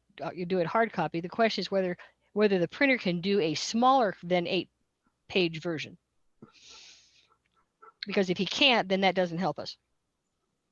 So, but the conflict is because the delivery of the newsletter needs to be at least 7 days before the general meeting. Well, Right. it's not required to be, but that's the ideal. But even then, even if we make it longer, the part of the problem is that Helene was pretty adamant and has been for some time, and she's defended her position pretty effectively, I think, that the time that she and Roger need to to count out the newsletters, get them to the delivery coordinators, the time they then need to get them to the delivery captains, the time they then need to get them to the delivery crews, and the time that the delivery crews need to get them to the doorsteps. It's a lot of steps and a lot of people involved. yeah, we're talking about 60 people or so. Yeah. But we're talking about 4 days. Well, I think that as Jennifer said, like if we are gonna launch it digitally and also deliver it, is there a problem with launching it digitally before it gets delivered? no, because the same hard copy that I send to the printer is what is our digital copy. So that's not a problem. And because I figured it out months ago that I can do the full color version and send him that. And he can still print it in only just a 2-color separation. So that hasn't been an issue. So then I would move to just keep the delivery and the newsletter the same, just post it as soon as it's available to be posted so that people can be notified of the meeting at that time. Right. Yeah, like we're basically just not asking them to change their delivery schedule. Just folks that are receiving them get less notice. But I mean, we can ask them to do it as, as fast as they can. But I think putting any kind of even a soft requirement on them to do it is not realistic. we're not asking them to change it. Just deliver it like you were. You just have less time. Well, right, Jennifer, but right now their deadline is the 20th. So, we're already putting up at a 7-day notice. So. Yeah, and if they get it on the 20th and we have the meeting on the 22nd, that's not good planning. Yeah. I mean, that was based on us having the meeting on the 27th. I'm still trying to figure out when the voters pamphlet's going to be out. So the meeting is going to be on Zoom regardless. It's not like Right. they're going to come to the German American Society. So I myself, I don't see a 2-day window from getting the hard copy to the meeting, particularly of a meeting that may be of great interest to people with the. Well, that's what I'm thinking because measures. of the interest being what it is. I think I think we need to not shortchange people on their notice to the extent that we can have any control over that. I recommend that we move it to the 26th, which is a Monday. It's one day before. It doesn't put Helen in a bind. It stays with the schedule pretty much. It doesn't conflict with the school's meeting. You're moving that, is that a motion, Tamara? That is a motion for discussion, yes. Okay, well, I'll second the motion so that we've got a, Well, again, I'm going to say that people will have already, because of the federal election, a lot of people will have already voted and dropped off their ballots. And so it's a disservice to have this forum when people have already voted. It's probably a significant number of the people. ones that have voted have already decided what they're going to vote, and the forum probably isn't going to make a lot of difference. Yeah. Well, I just found the information about the voters pamphlet. The voters pamphlet will be mailed on October 5th. So they will have had their ballots for 3 weeks. And I think the last day to mail ballots is the 20th. I can tell you in about 2 seconds because it's still up here. Voters pamphlets do not go out the same time as the ballots. Right. Oh, I'm sorry. I'm sorry. That's the day the ballots are mailed. My mistake. The October 5th is the ballot. So they're mailed then? The ballots are mailed out on October 5th. The last day to register is the 13th. Local ballots are mailed the next day. The recommended last day for voters to return their ballots by mail is the 27th. And you still have the drop boxes that you can put them in. Until the 3rd, yeah. Through the 3rd. Which there is one in Hollywood. There's at least one in Hollywood. I'm open. I'm just trying to make a compromise. I think a 1-day change is not unreasonable. I mean, that doesn't it certainly doesn't foul things up on my end. Well, it allows the weekend to get the newsletter out too, even if it's just before. Well, another thing to consider is that the folks we're inviting at that close to the time to when the ballots have to be mailed or the allotment already been mailed, it may dampen their enthusiasm for participation. Jennifer had something to say? I thought you were. Yeah, I changed my mind. What do you think, Meg and Jay? I'm doing a tiny bit of research. Hold on. I guess my thought is I don't think that the newsletter should dictate our ability to serve our neighbors by providing this service. So if the physical newsletter is not that much in advance of the meeting, I don't think it's that big of a deal because we've provided notice by posting the digital newsletter and by putting on Facebook and by doing all those other things, and that the physical delivery shouldn't dictate, like, I think it's more important for voters to get information early than it is for people to have a physical newsletter 7 days in advance of logging into a Zoom meeting. I mean, they don't have to make transportation plans unless you're Terry. But you know, it's, I think we have to think about what the objective of the meeting is. Right. We also, Nextdoor, we use Nextdoor. It has a significant reach within the neighborhood. And we can do repetitive Nextdoor announcements beginning a week before the meeting, Yeah. reminders. Even starting in October 5th, you know, so people get their ballots. Right. And then they know that something's coming up. That's a good idea. And I say this in that I don't want to put additional pressure on Helene and the newsletter delivers. I know that it takes a long time and they have a lot of stuff going on. And so I don't want to say that they need to change it. We can fulfill our obligations without changing that, I guess is my point. So what's your recommendation for dates? Jennifer? The 21st or 22nd. It's immaterial to me. I have some new data about election return, which is what I was looking up. There's actually a very good table. I'm kind of, as a math nerd, I'm loving it. So in the last presidential election, this is the percent return. So if they mailed it, you know, a couple of days, but or total number, October 26th, they had received 327,000 votes in Oregon of 2 million. So just over 10% of ballots had been returned by October 26th. And that's when I guess that was, voting day was November 8th though. So hold on. That was which year, Meg?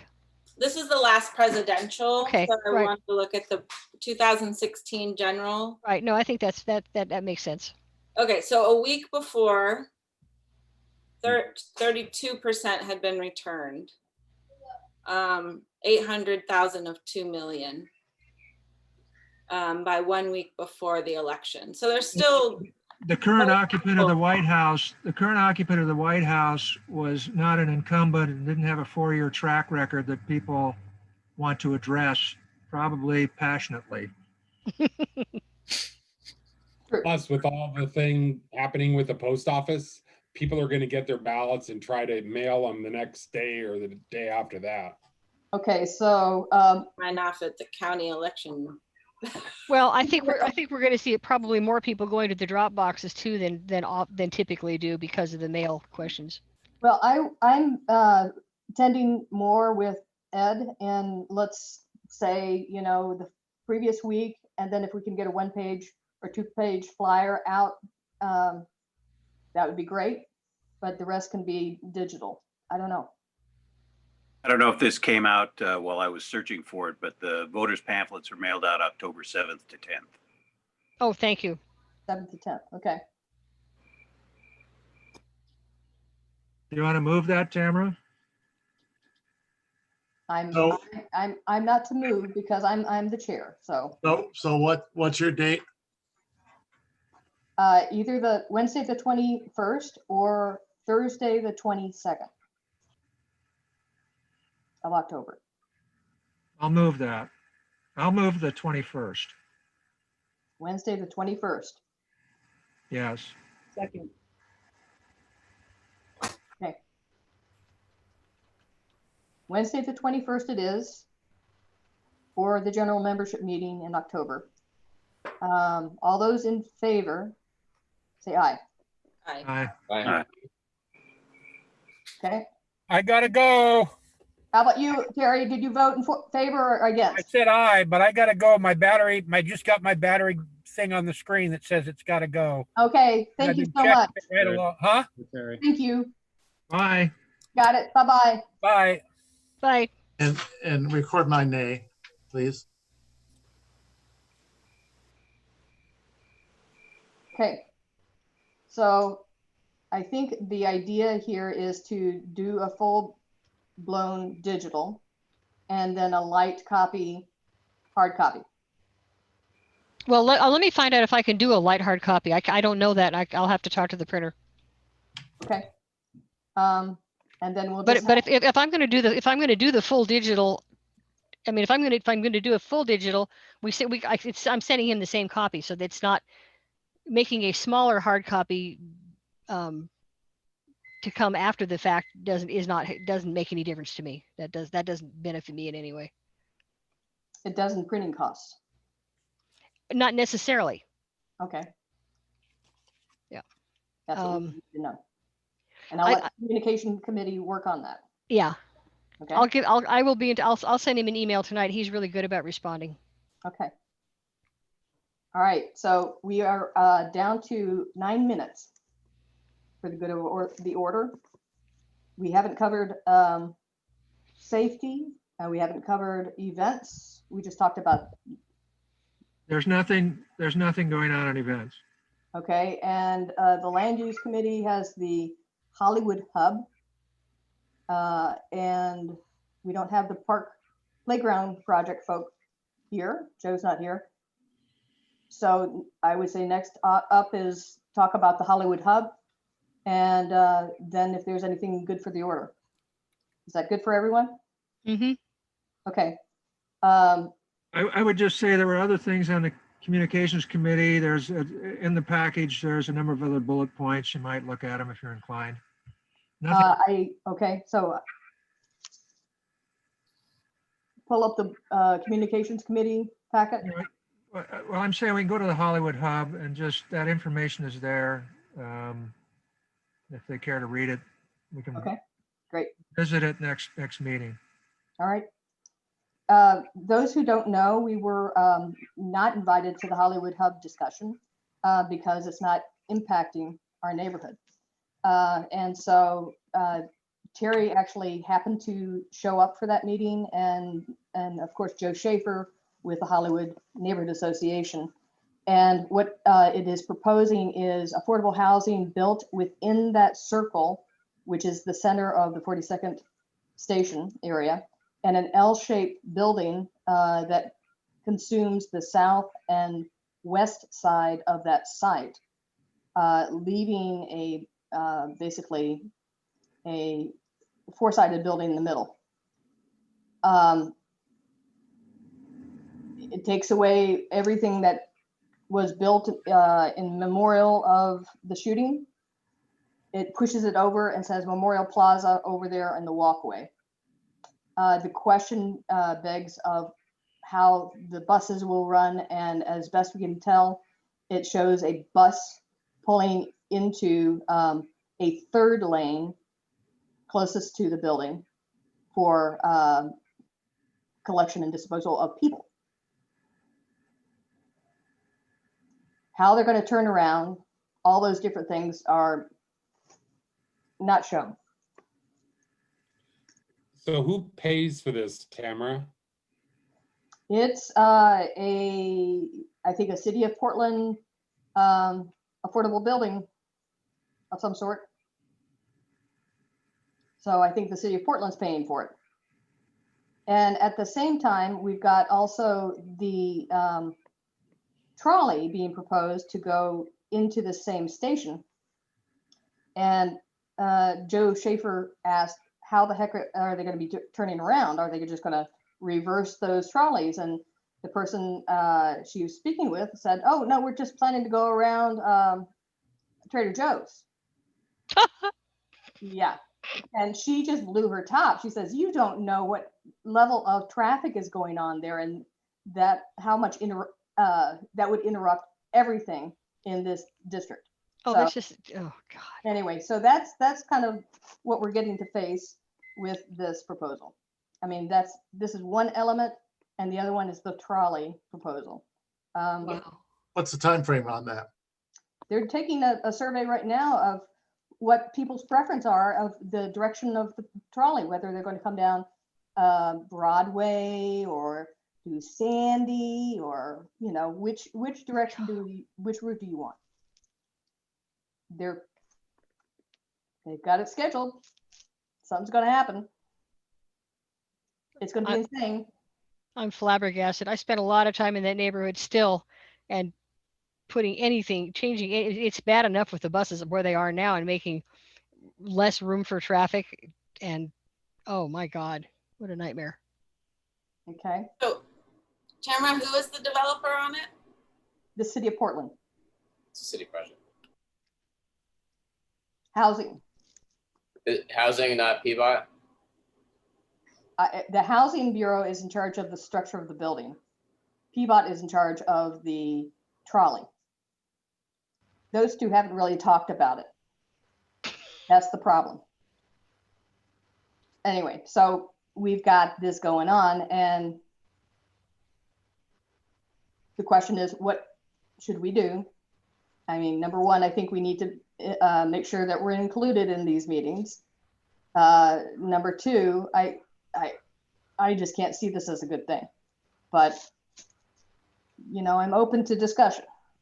I think at least we need to make this a priority for land use and transportation. Okay. Yeah, for sure.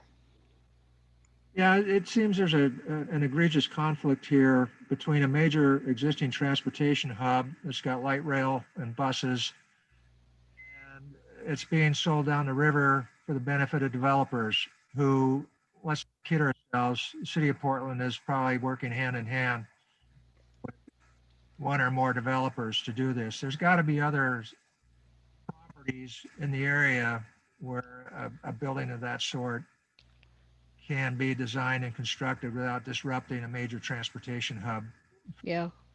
City I mean, I center. think something too that they said, it sounds like they're maybe not taking into consideration is, you know, yes, it's located in the Hollywood district, but there's a whole lot of adjacent neighborhoods, including heading out this direction, where you don't have a lot of other, for example, grocery stores.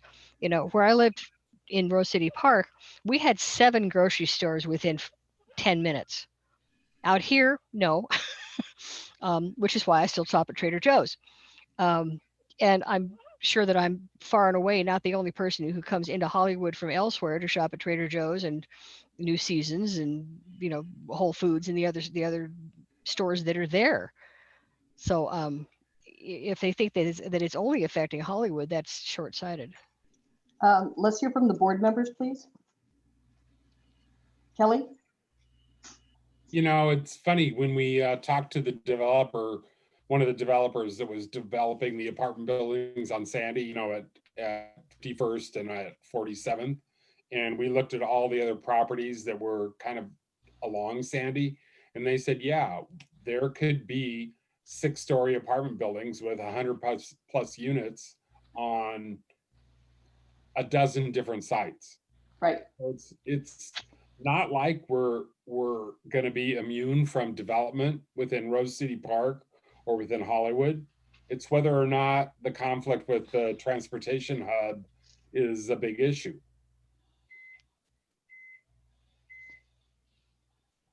It should be. I mean, that food cart side of the old bowling alley is by the Hollywood Fitness there. That could house or host this project very easily, for one. Okay. More construction, Meg and Jay, right next to you guys. So is there a time frame that we're aware of where we would have to take an action? Or can we just move this to the Land Use and Transportation Committee meeting and decide what our next steps might be there? I think the important thing is getting involved. We got to let them know that it's not in our neighborhood, but it certainly will affect our neighborhood. Kelly, could you write a letter on behalf of the neighborhood association requesting involvement in both of these projects? That would be good. Yeah. And to include specifically chair or chairs of the Land Use and Transportation Committee on any future meeting notices and the like. So I'm thinking that Lynn had a really good point, that it affects a much wider radius than just Hollywood, and maybe approaching CNN about getting support from the other neighborhood associations within the coalition. Yeah, that sounds like a wise step to take, Ed.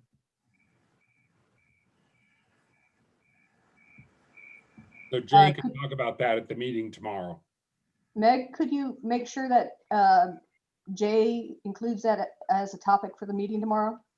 Yeah, he's grabbing our power supply because we're about to die, so he'll be here. He'll be Okay, back. just wanted to make sure you're here listening to this, and Yeah, I wrote it we're down. almost out of time. We are out of time. CNN, because of the wider reach of the project, they should be notified. Yeah, Well, they should reach out to the other neighborhood associations to partner with Hollywood and 6 neighborhood coalitions to raise our concerns about taking a major transportation hub out of commission when there are other properties that could host this type of development. Is there a plan to change the level of service at the Hollywood Transit? That'd be a question, I wonder. Well, we don't know. Yeah. We can Well, ask that, but I think No, like in the committee, like if there's, as you guys are following and researching, that would be an important piece of information to ascertain, maybe. okay. The All right. building, the footprint of the building sits right on top of all of the pathways for the existing bus routes that go to the station. I mean, it just, and then they're gonna run the streetcar through there. I can't see the bus drivers enjoying this. Just saying. well, I on that figure there, I could not tell where the bus, area would be. It doesn't look like more than just a pullover stop. It's a pullover stop going in one direction, going eastbound. Yeah, How they're going to get there from where they're coming in from Sandy or wherever else, I have no idea. Yeah, especially with, dozens of passengers coming off the MAX and getting on a bus. Right. I can't believe that I don't see how that. Metro is okay with that. I don't see how that meets the definition of a transit center, which Hollywood currently supposedly is. Right. And- Well, I think it's a little early to take action until there's more information to address those questions. I would suggest that the land use committee takes it up and forms some of those questions, and so we can start getting some answers instead of Yeah. So, being reactive to things where we're not really sure what the context and the background is. so do and the we need accommodation. a motion then to write a letter to the bureaus that are heading this and demanding notice to our land use committee chairs, and then referring this matter to land use and transportation for further analysis. And I might also- start by requesting instead of demanding as a first step. And also requesting that CNN consider notifying all the neighborhoods within the district that this is occurring and that they may want to become involved as well. Yeah, because we only heard about this because Joe raised the flag. Right. Well, you might want to contact Rose or Hollywood Neighborhood Association specifically as well. I was muted there. Sorry. I just said I'll bring it up at CNN tomorrow. Okay, good. Thank you. All right, we got a motion. Do we have a second for that? Second. Sure, I'll second that. Okay. Motion and second. All those in favor say aye. Aye. Bye. Aye. All those opposed, same sign. Okay, motion passes. It is now 9:05. I would enjoy to hear someone make a motion to adjourn. So Before we do that, I just have one more thing. Okay, Well, two more small things. okay. great. I read the survey of the people and including their willingness to deliver the newsletter, which is great. And I would like to propose that maybe Rose City Park provide PPE, mask, gloves, and hand sanitizer so that they won't have to go out of pocket to get those materials to volunteer for free. I think that's a lovely idea. But everybody has that. Pardon me? And then how will we distribute it? You know, we could get it to the Farnans, and they could put it in with the captain stuff, and they could put it in the bags. Yep. But everybody actually kind of has their themselves, don't they? Well, we can offer it as requested and deliver it as needed. There you go. Okay, will you take Okay. up the delivery of that as well? Don? If I'm around, I don't know where we need to deliver it to. Well, I'm that's not aware, but I assume they pick up their newsletters from some spot. The newsletters get delivered to Helene, and their house is south of, gosh, where are they? They're like on You're on Broadway and Like- 54. 50 something in Broadway. Yeah. Sure. You know, I that's a would be great happy idea. to drop it off to Elaine. If you get me the address, let me know how much I can spend on gloves, masks, and hand sanitizers, and how many, and I will be happy to deliver it to her. Why don't you contact her directly and ask her to ask the crew? Okay, if you could provide me with her contact information, I would do that as well. I'll send it to you in a minute. Okay, Okay, thank you, Lynn. Hmm. Then send me the bill when you're finished. Perfect. great idea. The other thing is that after your suggestion, Tam, and looking at the information, I think I will be submitting an application to the Police Bureau Advisory Committee for whatever that's worth. And if I'm accepted, I can provide some feedback to the Neighborhood Association on what's going on there. I'd appreciate that a great Bravo deal. to you. Good job, Don. Thank you, Don. Excellent. Okay, I would now, move to adjourn. I second that. All those in favor, say aye. Bye. Aye. Aye. All those opposed, same sign. Okay. That's it. Thank you, Thank you everyone. so much.